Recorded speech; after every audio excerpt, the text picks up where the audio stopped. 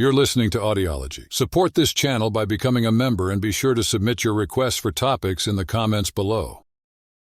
George C. Wallace Jr. was born to George C. Wallace Sr. and Moselle Smith in Clio, Alabama. His parents preferred not to use Jr., so he was called George C. to avoid confusion with his father and grandfather, the latter being a physician affectionately known as Doc Wallace. George C. grew up with his two younger brothers, Gerald and Jack, and a sister, Mary Ann. His father left college to farm during World War I's food price surge but passed away in 1937, leading his mother to sell their farm due to mortgage debts. Raised as a Methodist, George C. had a deep interest in politics from the age of 10. He even served as a page in the Alabama Senate in 1935, boldly claiming he'd be governor one day. In high school, Wallace showcased his skills as a boxer, before heading to the University of Alabama School of Law in 1937. Where he was part of the Delta Chi fraternity. It's here he met his future political rival, Frank Minnis Johnson Jr., a future federal judge, and Chauncey Sparks, who would later become Alabama's governor. These connections would influence Wallace's mixed ideological stance. After graduating with a law degree in 1942, Wallace's life took a turn when he joined the United States Army Air Forces for pilot training in early 1943. A severe bout of spinal meningitis nearly ended his life, but he was saved by sulfa drugs, though he was left with partial hearing loss and nerve damage. Reassigned as a flight engineer, Wallace served in the 468th Bombardment Group, participating in air raids over Japan from the Mariana Islands. His military career, however, was cut short in 1945 due to severe anxiety, leading to an early discharge and a small disability pension for psychoneurosis. Interestingly, he served under General Curtis LeMay, who would later be his vice presidential running mate in 1968. Although some might argue that Wallace did not hold racist beliefs, the majority of evidence suggests his actions were driven by racism. For example, a review of Wallace's time as a judge highlights his fairness in court, especially towards black attorneys. However, it's widely acknowledged that Wallace's repeated claims after 1963 of being a segregationist, rather than a racist, were not taken seriously by those who knew him well. In contrast, a journalist following state politics in 1961 noted that Wallace focused intensely on the topic of race, much more so than other Alabama politicians who talked about women in football. Wallace was fixated on the topic of race, discussing it excessively when the opportunity arose. Wallace's obsession with race stemmed from his belief that African Americans belonged to an inferior race. In a letter he wrote in 1963, Wallace expressed his view that African Americans were predisposed to criminal behavior, including heinous crimes, due to a high rate of venereal disease. He argued that desegregation would lead to intermarriage and ultimately degrade the purity of the race, resulting in a mongrel complexity. This letter makes clear his deeply held racist convictions. In 1938, when he was just 19 years old, Wallace played a part in his grandfather's winning campaign for the position of probate judge. Fast forward to the end of 1945, and he found himself appointed as one of Alabama's assistant attorneys general. By May 1946, Wallace had successfully won an election, securing a seat in the Alabama House of Representatives. At this point in his career, he was viewed as having moderate views on race. In a significant political moment in 1948 during the Democratic National Convention, Wallace chose not to join the Dixiecrat exodus, despite his disagreement with President Harry S. Truman's civil rights initiatives, which he saw as an overreach on the part of the federal government into states' rights. The Dixiecrats, with South Carolina's Governor Strom Thurmond at the helm, ended up claiming victory in Alabama in the 1948 general election. Reflecting on this in his 1963 inauguration speech as governor, Wallace explained his decision not to walk out from the convention was for political reasons. By 1952, Wallace's career had advanced, and he was serving as the circuit judge of the 3rd Judicial Circuit in Alabama.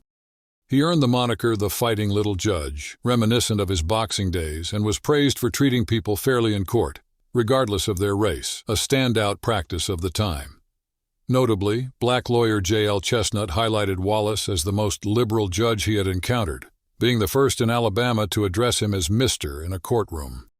However, Wallace's record was not without its contradictions. He made history as the first Southern judge to issue injunctions, to stop the removal of segregation signs and rail terminals, and actively worked to block civil rights efforts aimed at increasing voter registrations among blacks in Barber County, even facing criminal contempt of court in 1959 for his actions. Despite his controversial stance as a judge, Wallace granted probation to some black individuals, a move that some believe may have influenced the outcome of the 1958 gubernatorial election, which he lost. In 1958, Wallace threw his hat into the ring for the Democratic primary for the governorship of Alabama.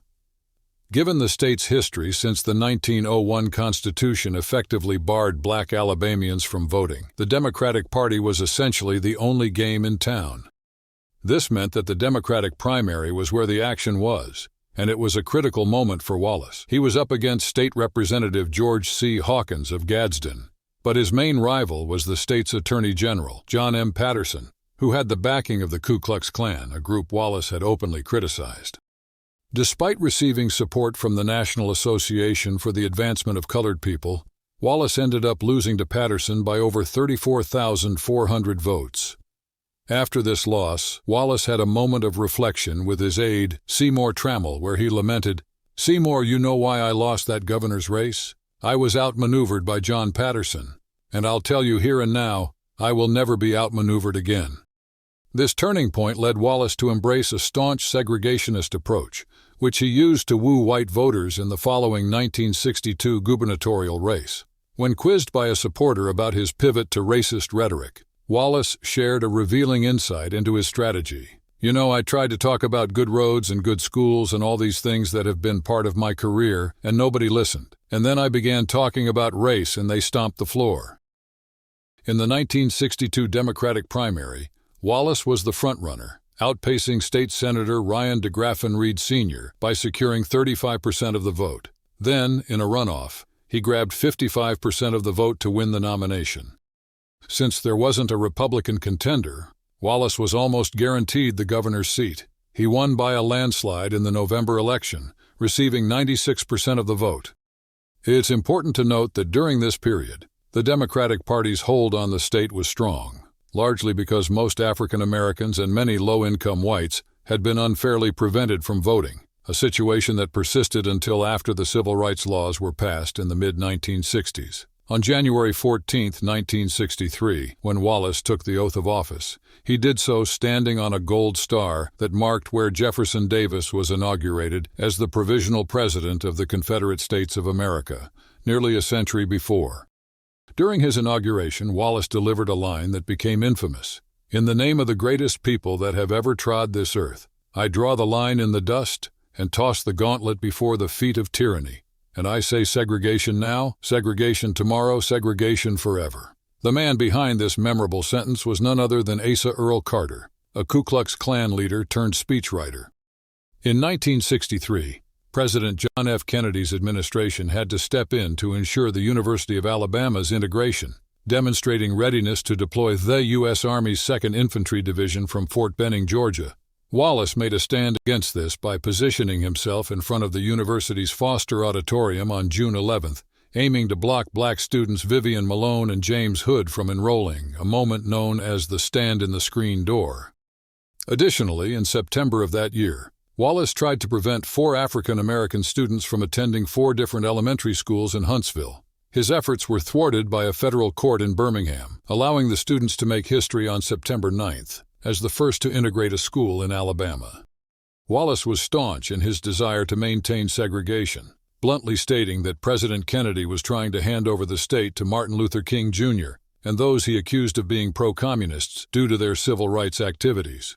He boldly predicted that by 1966 and 1968, any political figure supporting civil rights legislation would be out of office. Though Wallace is often remembered as a segregationist, the Encyclopedia Britannica describes him more as a populist, tailoring his politics to appeal to Alabama's white majority. His failed bids for presidency taught valuable lessons that would later influence the populist campaigns of Jimmy Carter and Ronald Reagan. By 1971, Wallace began to echo the rhetoric of William Jennings Bryan, criticizing concentrated wealth as noted by journalist Jack Newfield. One of the standout accomplishments of Wallace's initial term as governor was his novel approach to boosting Alabama's industrial sector, a strategy that several other states would eventually adopt. He became the pioneering Southern governor to personally visit corporate executives in the North, presenting them with attractive tax breaks and additional incentives to encourage them to set up operations in Alabama. Additionally, Wallace played a crucial role in the establishment of a community college system that has since expanded across Alabama. This system has been instrumental in preparing numerous students for further education, enabling them to pursue four-year degrees at prestigious institutions such as Auburn University, the University of Alabama at Birmingham, or the University of Alabama. Notably, several community colleges bear the Wallace family name. Wallace Community College in Dothan is dedicated to his father, while Wallace Community College in Selma and Wallace State Community College in Hanceville honor George Wallace himself. Moreover, the Lurleen B. Wallace Community College in Andalusia is named after Wallace's first wife, Lurleen Burns Wallace, signifying her legacy. Furthermore, the foundation of the University of South Alabama, a new state university located in Mobile, was another significant milestone achieved in 1963, marking Wallace's first year in his gubernatorial role. This initiative represented a significant expansion of Alabama's higher education landscape during his tenure. Between the 15th and 20th of November in 1963 in Dallas, Texas, Wallace declared he would challenge the sitting president, John F. Kennedy, in the 1964 Democratic primary. Just a few days after this announcement, President Kennedy was tragically assassinated in Dallas, and Lyndon B. Johnson took over as president. Gaining attention from the controversy at the University of Alabama, Wallace decided to run in the 1964 Democratic primaries, encouraged by a public relations specialist from Wisconsin. His campaign focused on his opposition to racial integration and his tough stance on crime, winning him substantial support. In fact, during the primaries in Wisconsin, Indiana, and Maryland, Wallace received at least one-third of the vote, competing against candidates backed by Johnson. Wallace had a knack for engaging his audience through his speeches. The Huntsville Times spoke to Bill Jones, Wallace's first press secretary, who described an intense moment during a speech in Cincinnati in 1964. Wallace's words about little pinkos, protesting his visit, and a call for mass demonstrations led to a frenzied reaction from the crowd, which even Wallace found alarming, prompting him to quickly try to calm the situation. In the spring of 1964, Wallace was honored with an honorary doctorate from Bob Jones University in Greenville, South Carolina. During the commencement, Bob Jones Jr. praised Wallace, saying, "Men who have fought for truth and righteousness have always been slandered, maligned, and misrepresented." He criticized the American press for its treatment of Wallace, commending Wallace for his electoral victories in Alabama and his performance in other states, which Jones saw as evidence of America's continued love for freedom, common sense, and the preservation of constitutional liberties. In 1964, Alabama's political landscape was shaken up by a couple of unexpected turns. Firstly, when Governor Wallace decided against running for the Democratic presidential nomination against President Johnson, and secondly, when Alabama designated unpledged Democratic electors, essentially leaving President Johnson off the general election ballot. Before the Republican National Convention in San Francisco took place, Wallace, along with his advisors, met with James D. Martin, an Alabama Republican leader, at the Jefferson Davis Hotel in Montgomery. Martin had come close to winning a United States Senate seat in 1962. During this meeting, they discussed whether Barry M. Goldwater, soon to be the Republican nominee and a senator from Arizona, who had voted against the Civil Rights Act of 1964 due to libertarian and constitutional concerns, would push for the repeal of particular sections of the act. Bill Jones, one of Wallace's aides, mentioned that while Wallace shared Goldwater's anti-communist views, he didn't agree with the idea of making Social Security voluntary. Jones also highlighted that Wallace had put aside his own presidential ambitions to enable a Republican to challenge President Johnson directly. There was even talk of Wallace switching parties to become Goldwater's running mate, a position that eventually went to William E. Miller of New York. Goldwater reportedly turned down Wallace's proposal, seeing him as a racist. The scenario of unpledged electors in Alabama, which included future United States Senator James Allen and the later Governor Albert Brewer, created a stir. Although national Democrats were not pleased about Johnson being left off the ballot, they mostly supported this unpledged group, which went head-to-head with the Republican electors. The Tuscaloosa News pointed out that Loyalist electors would have given voters a clearer choice than the unpledged slate did. The election results were historic for Alabama. The Goldwater-Miller ticket won 69.5% of the vote, marking the first time Republican electors had succeeded in Alabama since the Reconstruction. This Republican wave also elected 5 members to the U.S. House of Representatives, including William Louis Dickinson, who would represent Montgomery until 1993, and James D. Martin.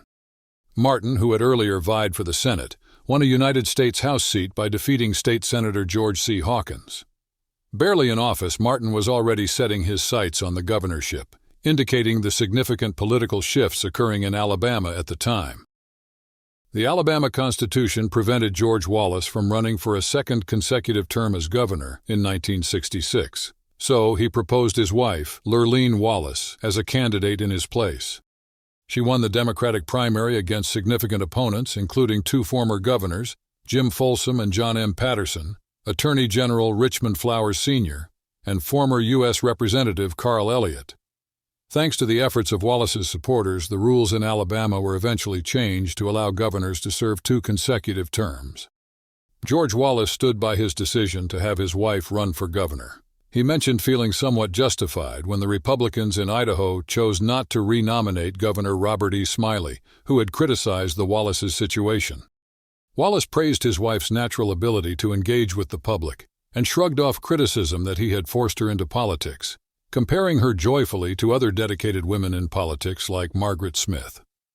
In 1966, during the campaign, George Wallace signed a law to cancel out federal desegregation efforts between Alabama's cities and counties and the previous United States Department of Health, Education, and Welfare. He argued this was to stop the federal government from interfering in state schools, but critics slammed this move as deceptive, worrying it would mean losing federal funds.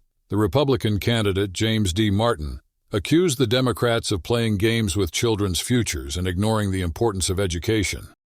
Martin, who also disagreed with desegregation guidelines, believed Wallace's actions would lead to a legal demand for immediate desegregation in all public schools, and likened it to another stand against integration. Lurleen Wallace defeated James D. Martin in the general election on November 8, 1966, and took office in January 1967. Sadly, she passed away from cancer on May 7, 1968, at the age of 41. During her husband's second presidential campaign. Her death led to Lieutenant Governor Albert Brewer taking her place, who had been unopposed in the previous election due to the Wallace-Martin contest. George Wallace's direct influence in the state government lessened until he ran for election again in 1970. He served as the first gentleman for just over a year. At the start of Lurleen Wallace's term as governor in March 1967, George Wallace and his team were already laying the groundwork for his 1968 run for the presidency. The initial strategy meeting was attended by several known white supremacists and anti-Semites, highlighting the divisive nature of his campaign from the start. Notables among them were Asa Carter, William Simmons from the White Citizens Council, and several others representing a broad spectrum of segregationist thought. George Wallace took his campaign to the national stage as the American Independent Party candidate, with Curtis LeMay eyeing the vice presidential spot. Wallace's objective was ambitious. He aimed to secure enough electoral votes to influence the presidential election outcome through the House of Representatives, leveraging the South's political power to push back against desegregation. His campaign promises included significant boosts to Social Security and Medicare, alongside a distinctive foreign policy stance. Specifically, Wallace was candid about his plans for the Vietnam War, promising a swift withdrawal of U.S. troops if victory wasn't imminent within 90 days of his term, and he was critical of financial aid policies that, in his view, benefited allies at America's expense. Richard Nixon viewed Wallace's candidacy with concern, worrying that it would siphon off conservative votes and tip the scales in favor of the Democratic nominee, Vice President Hubert H. Humphrey. Wallace's campaign drew considerable support from Southern Democrats opposed to the Civil Rights and Voting Rights Acts, and there was anxiety among some Democrats that his appeal might also draw blue-collar workers in the North away from Humphrey. Wallace's impact on future Republican strategies was significant, with key figures like Nixon, Reagan, and George H.W. Bush incorporating elements of his platform into their campaign. This adaptation was noted by political analysts and historians as a pivotal shift towards Republican dominance in U.S. politics, partly attributed to Wallace's ability to exploit racial and social tensions. During his campaign, Wallace contemplated choosing Happy Chandler as his running mate, but eventually selected Curtis LeMay, a choice that proved controversial due to LeMay's comments about potential nuclear weapon use in Vietnam.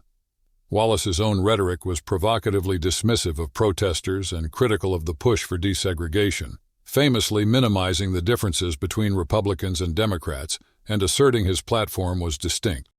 Despite his contentious stance, Wallace's campaign managed to attract considerable attention and support, particularly from extremist groups, though he publicly distanced himself from such affiliations. Ultimately, Wallace's campaign was a mix of attention-grabbing statements and controversial positions, culminating in a significant electoral vote tally, though not enough to prevent Nixon's victory. Wallace's candidacy remains a noted example of third-party influence in American presidential elections, particularly for his success in winning electoral votes, a feat not repeated by any similar candidate since. His campaign was marked by both his magnetic oratory skills and his ability to captivate certain segments of the electorate while simultaneously provoking widespread controversy. Back in 1970, Wallace was eyeing the Democratic nomination for governor and was up against the current governor at the time, Albert Brewer. Brewer was making history by being one of the first to actively seek the support of African American voters post-Reconstruction. Before Brewer, during the 1966 governor race, State Attorney General Richmond Flowers also took a stand for civil rights, and with significant backing from Alabama's black voters, placed second in the Democratic primary. Brewer, meantime, was pushing for progressive changes and aimed to unite black voters with the white working class, famously criticizing Wallace for not being devoted full-time to Alabama due to his frequent trips out of state. In the primary race that followed, Brewer got the most votes but didn't secure a clear majority, leading to a runoff election. What unfolded next was a campaign that future President Jimmy Carter would describe as one of the most racist campaigns in modern Southern political history. Wallace's strategy included fear-mongering television advertisements that questioned if voters wanted the black bloc electing your governor, and even an advertisement depicting a white girl surrounded by black boys under the alarming call to "Wake up, Alabama!" How blacks vow to take over Alabama. Wallace also resorted to personal attacks against Brewer, mockingly referring to him as "sissy britches," and didn't spare his family from slander. Despite the tension and controversy, Wallace barely clinched the Democratic nomination in the runoff, and then swept the general election by a wide margin. Despite previous promises not to run for president a third time, Wallace was off to Wisconsin the very next day after his victory, campaigning for the 1972 presidential race. His victory for governor, marked by a campaign riddled with racism and scant on new ideas, was critical for keeping his presidential hopes alive, being dubbed one of the nastiest campaigns in state history. On January 13, 1972, Wallace threw his hat into the ring for the Democratic presidential nomination, joining a crowded field. This group included notable figures like Senator George McGovern, the 1968 nominee, and Hubert Humphrey, a former U.S. vice president, along with 9 other Democratic contenders. Among these was John V. Lindsay, the progressive mayor of New York City who had recently switched from the Republican Party to run in the Democratic primaries. Wallace made it clear he had changed his stance on segregation, asserting he had always been a moderate when it came to race. This claim drew comparisons to Nixon, who back in 1969 had kicked off the country's first affirmative action program with the Philadelphia Plan, setting goals and timelines for integration. Nevertheless, just like Nixon, Wallace stood against the idea of desegregation busing. For the following 4 months, Wallace saw a lot of success on the campaign trail. His high point came during the Florida primary, where he swept every county and garnered 42% of the vote. On May 15, 1972, while mingling with supporters at the Laurel Shopping Center in Laurel, Maryland, George Wallace was shot 4 times by Arthur Bremer, significantly impacting his presidential campaign at a time when he was doing really well in the polls. Earlier the same day, and also 2 days before at a different event, Bremer had been spotted at Wallace's rallies, hinting at his intentions. The injuries Wallace sustained were severe. He was shot in the abdomen and chest with one bullet hitting his spinal column, which resulted in permanent paralysis from the waist down. A critical 5-hour surgery was performed that night, requiring multiple blood transfusions to keep him alive. Thankfully, the 3 other people injured in the incident also survived. This tragic event effectively halted his pursuit for the Democratic presidential nomination, a moment that was captured on film and etched in history. Bremer, the man behind the attack, revealed through his diary titled An Assassin's Diary, published after his arrest, that he was chasing notoriety rather than being driven by any political cause. He even considered targeting President Nixon before deciding on Wallace. At his trial, Bremer was found guilty and initially sentenced to 63 years in prison on August 4, 1972, which was later reduced to 53 years. After serving 35 years, he was released on parole on November 9, 2007. The coverage of this assassination attempt didn't just make headlines. It also earned CBS News correspondent David Dick an Emmy Award for his outstanding reporting on the event. After he was targeted in an assassination attempt, Alabama Governor George Wallace received a visit in the hospital from Shirley Chisholm, who was at the time the only African-American woman serving in Congress. Despite their differing viewpoints and the disapproval of her own supporters, Chisholm, a Democrat from Bedford-Stuyvesant, Brooklyn, and also a contender in the presidential primary, thought it was the right thing to visit him. Wallace wasn't only visited by Chisholm, he also received visits from President Nixon, Vice President Spiro Agnew, and his rivals in the Democratic primary, Hubert Humphrey, George McGovern, and Ted Kennedy. Moreover, he received messages of support through telegrams from former President Lyndon Johnson, California Governor Ronald Reagan, and even Pope Paul VI. Despite the attack, Wallace went on to clinch victories in the Maryland and Michigan primaries. However, the attempt on his life ultimately derailed his campaign. Making a significant appearance in a wheelchair, Wallace addressed the Democratic National Convention in Miami Beach, Florida, on July 11, 1972. Wallscanner's recovery took place outside of Alabama at Holy Cross Hospital in Silver Spring, Maryland. Because he was away for more than 20 days, Alabama's state constitution mandated that Lieutenant Governor Jared Beasley temporarily take over as acting governor from June 5th until Wallace was able to return to Alabama on July 7th. Upon his return, Wallace resumed his duties as governor and went on to decisively win the 1974 primary and general election against Republican challenger Elvin McCary, securing more than 85% of the vote. Reflecting on the 2 decades following his assassination attempt, Wallace summed up his experience in 1992, simply stating, "I've had 20 years of pain." In November 1975, Wallace threw his hat into the ring for the presidency for the 4th time, choosing once again to run in the Democratic primaries. His campaign faced significant challenges, including concerns from voters about his health and the way the media depicted him, often showing him in a light that made him seem almost incapable. His supporters were upset by this, feeling that the media was biased. They pointed out that the media had been much more respectful about Franklin D. Roosevelt's paralysis, in a time before television was widely available. In the race for the Democratic nomination, Wallace only managed to win in Mississippi, South Carolina, and his own state of Alabama. When looking at the total number of votes across all primaries and caucuses, Wallace came in 3rd, trailing behind former Georgia Governor Jimmy Carter and California Governor Jerry Brown. After losing several key Southern primaries to Carter, Wallace decided to drop out of the race in June 1976. He later threw his support behind Carter, who went on to win the presidency by defeating the then-incumbent Republican Gerald Ford. Back in the late 1970s, Wallace took a significant turn in his life by embracing Christianity anew and offering a heartfelt apology to leaders of the Black civil rights movement for his previous stance as a staunch segregationist. He admitted that his earlier quest for power and glory was misplaced, and what he truly needed was to pursue love and forgiveness. In 1979, reflecting on his notorious resistance at the University of Alabama, he openly admitted, "I was wrong. Those days are over, and they ought to be over," and sought forgiveness from African Americans. During the 1982 race for Alabama governor, Wallace found himself up against 2 key Democrats, Lieutenant Governor George McMillan and Alabama House Speaker Joe McCorquodale.